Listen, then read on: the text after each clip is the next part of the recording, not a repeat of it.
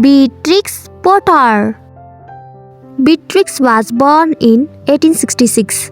He and her mother kept many small animals as pets: rabbits, hedgehogs, guinea pigs, mice, frogs, and even bats. They both liked to draw their pets, but Beatrix liked drawing animals from her own imagination most. She also loved exploring and drawing nature when they visited beautiful places like Scotland and the Lake District. Beatrix was very smart and studied archaeological artifacts, fossils, and insects. But she was especially interested in mycology, the study of mushrooms.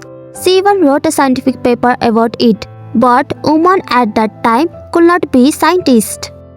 To earn some money, Beatrix started drawing cards with animals. She liked writing and illustrating letters too. One day, she wrote a letter to her friend's son and told the story of Peter Rabbit.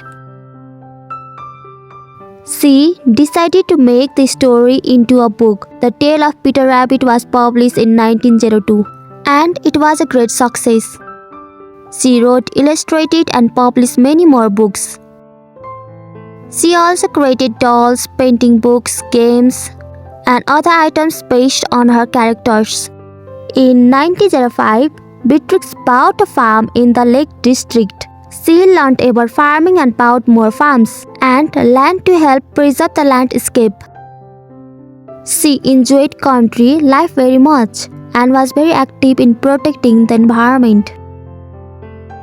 When Beatrix died, she left almost all her farms and land to the National Trust, a charity which protects historical places and landscapes. You can even visit Hilltop Farm today, which is exactly like it was when Beatrix lived there.